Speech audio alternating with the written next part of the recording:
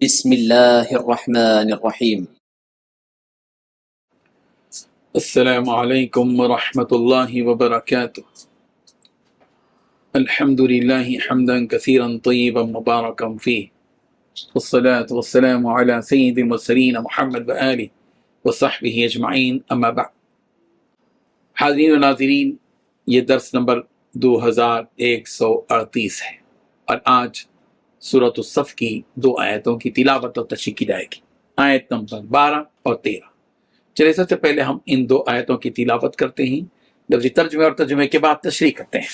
اعوذ باللہ من الشیطان الرجیم، بسم اللہ الرحمن الرحیم، یغفر لکم ذنوبکم ویدخلکم جنات تجری من تحتها الانہار ومساکن طیبة فی جنات عدن ذلك الفوز العظیم وأخرى تحبونها نصر من اللہ وفتح قریب وبشر المؤمنین صدق اللہ العظیم۔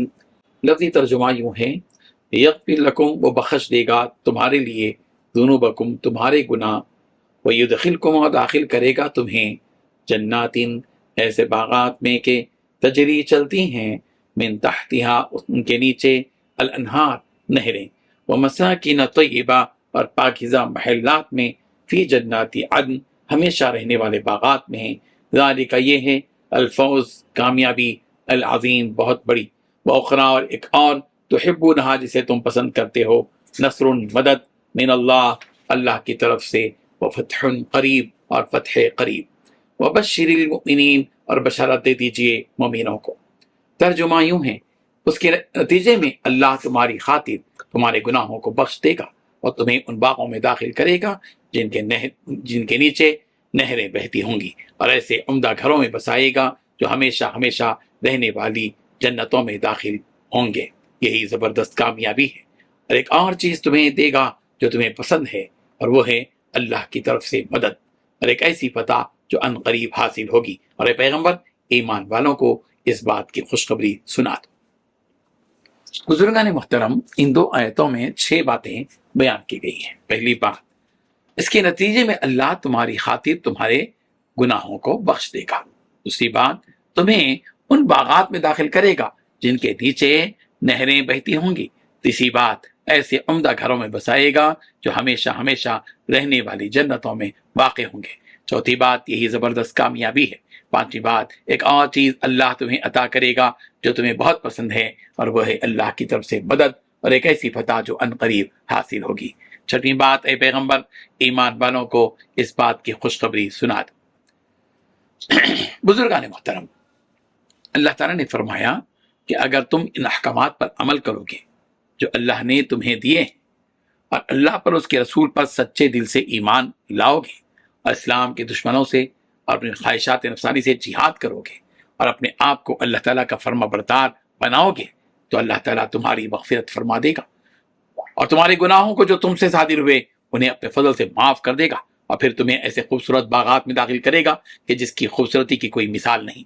وہ ایسے باغات ہیں کہ جن کے نیچے سے ٹھنڈے اور میٹھے پانی کی نہریں بہتی ہوں گی، اور وہ بہت ہی عمدہ اور خوشگوار منظر ہوگا، اور ان باغات میں جو کہ ہمیشہ ہمیش رہنے والے ہیں، ایسے گھر تمہیں عطا کرے گا جو کہ بہت ہی عمدہ اور بے حد مزین ہوں گی، کہ ایک اینٹ چاندی کی ہوگی تو دوسری اینٹ سونے کی، ہر طرف دیواروں میں موتیاں جڑے ملیں گی، اونچی اونچی عمدہ نشستیں، اور مختلف قسم کے لذیذ کھانے اور میوے ملیں گے۔ یہ نعمتیں اور آسائشیں جو تمہیں جنت میں ملیں گی وہ کبھی ختم نہیں ہوں گی، تم ہمیشہ ہمیشہ اسی آرام اور راحت میں وہاں رہو گے۔ اور یہی تو ایک حقیقی کامیابی ہے کہ انسان کو ہمیشہ رہنے والی نعمتیں میسر ہو جائیں۔ یہ دنیا کی جتنی بھی نعمتیں اور راحتیں ہیں وہ ہمیشہ رہنے والی نہیں ہیں، بلکہ ایک نہ ایک دن ختم ہو جائیں گی، یا پھر تم ہی اس دنیا کو خیر آباد کہہ جاؤ گے۔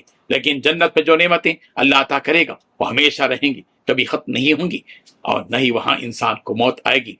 لہذا اس کامیابی کے لیے محنت کرو، اور جو حکم اللہ نے دیا ہے اس پر عمل کرو۔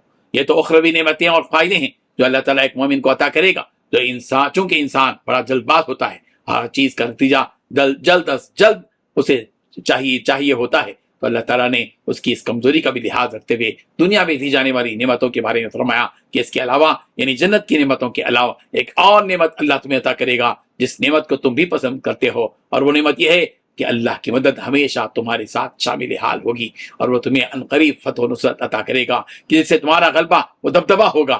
اس بات کی خوشخبری اے نبی آپ اپنی قوم کو سنا دیجئے، اس فتح و نصرت سے مراد جس کا وعدہ یہاں اللہ تبارک و تعالیٰ نے مسلمانوں سے فرمایا وہ مکہ، روم اور فارس جیسے عظیم اور طاقتور ملک ہیں جو کہ اللہ تبارک و تعالیٰ نے مسلمانوں کے ہاتھوں فتح بھی کیے ہیں۔ اللہ تبارک و تعالیٰ ان حقیقتوں کو سمجھنے کی توفیق عطا فرمائے، آمین۔ وآخر دعوانا الحمد للہ رب العالمین۔